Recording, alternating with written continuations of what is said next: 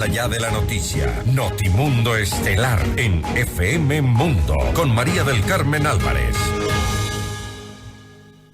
Nos acompaña a esta hora la doctora Catalina Yepes. Ella es epidemióloga. Muy buenas noches y gracias por acompañarnos. Le saluda María del Carmen Álvarez. ¿Cómo está? Buenas noches. Un gusto siempre estar con ustedes. Gracias nuevamente por estar aquí junto a nosotros. Cuéntenos un poco acerca de este virus. ¿Cuáles son los síntomas específicos que se presentan y qué se debe hacer en caso de llegar justamente a tener estos síntomas? ¿Qué deben hacer los ciudadanos? Bueno, esta enfermedad, el síndrome de boca, manos, pies, como se lo conoce, es producida por un virus de la familia Coxsackie.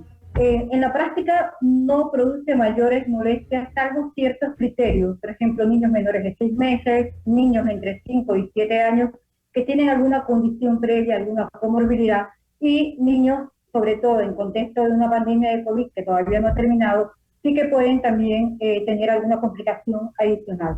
Los síntomas son un poco comunes con otros cuadros virales, como por ejemplo fiebre, hay dolorcito de cabeza. Si son muy pequeñitos, el único signo llamativo va a ser la fiebre. ¿Por qué? Porque el niño no puede explicarnos que tiene dolor de cabeza, no puede explicarnos que tiene dolor de garganta, por ejemplo, que ocurre en los primeros 2 o 3 días de iniciado el cuadro. Luego aparecen las erupciones en las palmas, en los pisos, no pican, y eso la hace muy diferente de lo que ocurre con varicela, por ejemplo, pero sí que pueden llegar a formarse ampollas en un momento dado. Luego estas erupciones pueden bajar hasta las plantas de los pies, como conocemos, y también en el tórax. Esos son los signos característicos de la enfermedad. Es leve en la mayoría de los casos, pero sí que en un momento dado tiene que generar algún tipo de alerta entre los papás. Ahora, estas erupciones que usted nos ha comentado que no llegan a causar picazón, ¿podrían de alguna manera dejar marcas en la piel de las personas que han sido contagiadas? Bueno, en la práctica no se ha visto que deje secuelas en la mayoría de los casos. De hecho, cuando se habla de complicaciones en estos casos, cuando no son tratados adecuadamente o cuando el virus se porta de manera agresiva con las condiciones que acababa de mencionar, sí que pueden haber complicaciones como meningitis o encefalitis viral, es decir, inflamación de las membranas y tejidos cerebrales. Pero en cuanto a picazón, solo que estuviera en un ambiente muy húmedo, por ejemplo, que el cuadro se presenta en los niños que viven en la costa, pero en la tierra, esta temperatura no hace que los niños estén constantemente rascándose. Si hubiera esto, sí que estas ampollas pueden, digamos, cuando se forman, pueden secarse, pero la secuela, lo que queda son unas pequeñas manchitas que desaparecen con el pasar de los días. No es como en el caso de varicela, que sí que deja imágenes que pueden quitar incluso cicatrices a lo largo del tiempo. Claro, así es, por eso le consultaba esto. Ahora, doctora, ¿cuál es el proceso viral? ¿Cuánto tiempo aproximadamente dura esto?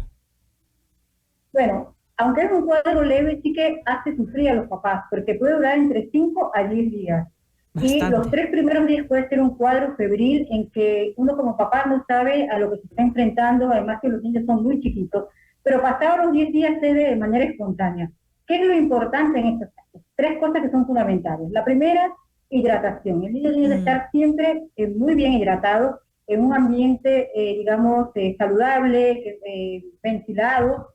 No debe acudir a las guarderías, es uno de los lugares donde se produce la mayor cantidad de contagios, tampoco a la escuela, porque puede contagiar a otros niños, y además porque puede provocarles correr, hacer alguna actividad física, y esto conlleva la deshidratación.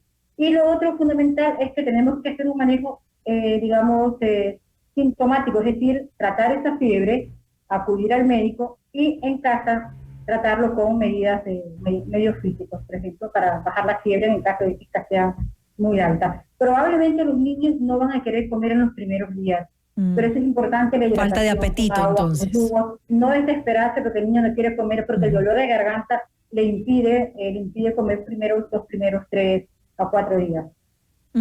Usted nos comentaba, y justamente estamos hablando mucho de que los niños son los más complicados, los más afectados y que en mayor número se contagian, pero también hay personas adultas que pueden llegar a contagiarse, por ejemplo, adultos mayores, doctora.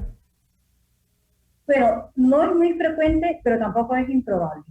Es decir, que dado el mecanismo de contagio que tiene este virus, que es por contacto directo, digamos, con apretón de manos, contagio a través de la tos y el estornudo, por la saliva, es decir, hay algunos mecanismos que si un niño está contagiado, está en casa, no se lo aísla relativamente y se favorece este contacto, no se protege al adulto mayor, que es el otro extremo de la vida, con una población vulnerable, sí que puede darse el contagio. Pero con el adulto mayor el manejo es de otra forma, porque el adulto mayor casi siempre es muy razonable a la hora de explicar los síntomas que tiene. En un niño es más complicado. Y este síndrome específico ataca a los niños más chiquititos, en menores de 5 años, que difícilmente o no hablan todavía o no están en condiciones de explicar exactamente qué les pasa. Entonces, hasta que nos demos cuenta que el niño tiene este síndrome, podemos pensar en sarampión, podemos pensar en varicela, podemos pensar en una urticaria, una alergia, en una intoxicación, podemos pensar en muchas cosas y eso genera angustia. Con los adultos mayores, el manejo sintomático de los, digamos, del cuadro, de los síntomas, valga la redundancia, la hidratación constante, también mantenerse con relativo aislamiento para evitar contagiar a otros. Las medidas son básicamente las mismas en ambos grupos de edad. Pero un adulto mayor tal vez pueden haber mayores complicaciones por esto que conversábamos hace un momento, que era que obviamente si hay complicaciones adicionales es que puede llegar a agravarse este virus, que si no las hay pues es llevadero, digamos, no se llega a complicar. Claro, como todo cuadro, sobre todo cuando son un virus de esta familia, es un virus no polio, pero sin embargo puede eventualmente, bajo ciertas condiciones favorables, producir un cuadro severo.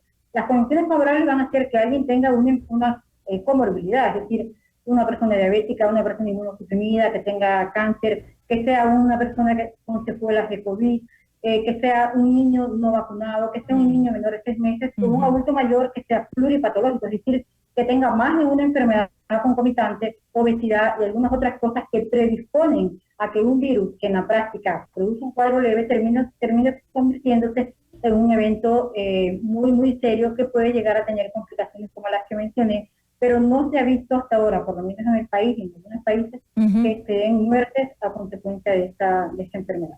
Ahora, según las declaraciones de Francisco Pérez, subsecretario de Vigilancia, Control y Prevención de Salud, ha asegurado que no se trata de algo que haya tampoco que alarmarse, no va a ser un brote ni tiene ningún tipo de potencial de alerta epidemiológica. A ver, yo discrepo de manera muy respetuosa porque yo creo que en epidemiología nosotros siempre tenemos que estar pendientes de los rumores. Y cuando hay un brote, por muy chiquito que sea, por lo general cuando lo detecta el sistema de vigilancia, ya hay algunos casos, ya hemos estado en la punta del iceberg. Cuando uno detecta un brote, lo que tiene que hacer es contenerlo. Entonces, por supuesto, no es alarma, no es pánico, porque no es COVID, no estamos ante un cuadro infeccioso de rápida, digamos, velocidad de contagio, pero sí estamos ante un cuadro que es contagioso, que se contagia a través de los estornudos, contacto con las manos, la saliva, entonces, y podemos afectar a grupos que pueden ser vulnerables. Y sí puede darse una gran epidemia. ¿Y qué es lo que pasa cuando hay grandes epidemias? Si los niños se enferman en 1 grado, 2 grados de la escuela, se quedan en casa, por ende los papás se ven también en la obligación algunos de quedarse en casa, sobre todo la mamá. Se produce ausentismo, no solo escolar, sino ausentismo laboral. Es decir, muchas cosas suceden a lo largo o en paralelo cuando se da un brote, independientemente del tamaño y la magnitud del mismo. Además no que estamos... Pero sí hay que estar alerta, digamos. Exactamente, así es. Sí, porque estamos hablando de que son más de 500 casos registrados en lo que va de este 2023. Tampoco es... Y recordemos que cuando en epidemiología no todos los casos confirmados o no todos los casos se confirman vía laboratorio y tampoco no todos los casos se reportan. Entonces, hay mucho subregistro. Cuando me dicen una cifra, la multiplico por 2 o por 3, porque es un virus contagioso. No mata, pero sí contagia. Y porque hay lo que usted decía hace un momento, hay el subregistro que incluso con el COVID se dio, es decir, se da una cifra, pero siempre se maneja un subregistro adicional bastante mayor que la cifra oficial. Claro, y además porque esta enfermedad específicamente tiene un diagnóstico más clínico que de laboratorio, porque de laboratorio es más costoso, no está disponible como la prueba rápida de COVID en los centros de salud, por ejemplo. Entonces sí que pesa mucho la observación, la definición de casos que se haya planteado el Ministerio de Salud para que los médicos en los centros de salud lo detecten. Entonces aquí lo importante es no alarmarse, hidratar al niño, mantenerlo aislado, no mandarlo a guardería ni a la escuela. Si tiene menos de 6 meses, acudir al pediatra. Si tiene entre 5 a 7 o 10 años, pero tiene enfermedades concomitantes, epilepsia, diabetes, cualquier alergia, lo que sea que tenga como comorbilidad, también acudir al médico. O si han transcurrido 10 días y no vemos ninguna mejoría y no come nada, ya no quiere beber líquidos y lo vemos cada día más decaído, acudir al médico. De lo contrario, saber que tiene una resolución espontánea y que no produce mayor problema y ninguna complicación. Doctora, ya para finalizar esta entrevista, hemos hablado más de lo que se debe hacer en caso pues de que se presenten estos síntomas en los niños, sobre todo que son los más afectados por estos contagios, pero ¿cómo hacer para evitar, para prevenir contagios en estos momentos en que de alguna manera estamos ante este virus, ¿no? Y tenemos que enfrentarlo. Claro, hay dos cosas que hay que tener súper claro. Lo uno es que es un virus de una circulación de rutina, es decir, siempre está presente en temporadas como la que tenemos ahora, que entre frío y calor, humedad. Entonces, es un virus que estacionalmente, en cada estación, aparece todos los años. Que eventualmente, bajo ciertas condiciones como estas, por ejemplo, que estamos saliendo de la pandemia de COVID, donde probablemente ahora tenemos mayor exposición a otros virus que antes no teníamos, que COVID nos ha ayudado también a que los virus que están en el ambiente, en el aire, en cualquier lugar, lleguen con mucha más facilidad, sobre todo a los grupos más vulnerables.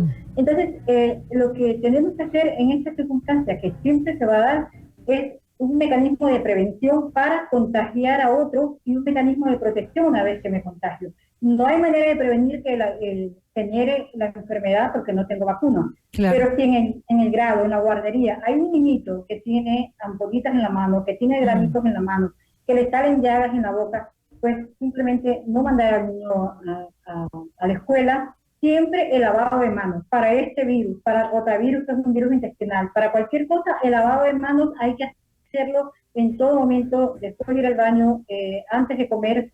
La hidratación siempre es importante. Una buena alimentación también nos ayuda para evitar que luego el virus nos complique, es decir, alimentos ricos en vitamina C, como las mandarinas, las naranjas, los tomates y demás. Y los cuidados que siempre se tienen que tener para cualquier enfermedad.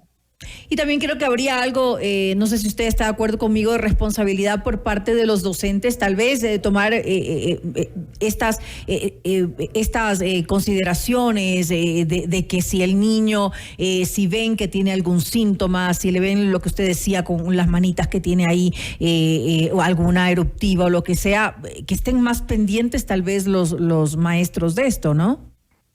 Definitivamente el docente juega un rol fundamental. Ahora, por ejemplo, en la sierra se entra a periodo de exámenes, en la costa no, pero sin embargo, a veces los niños temen faltar porque la profesora o el profesor no comunica inmediatamente, tienen miedo a que les bajen la nota, a que no den la lección oportunamente.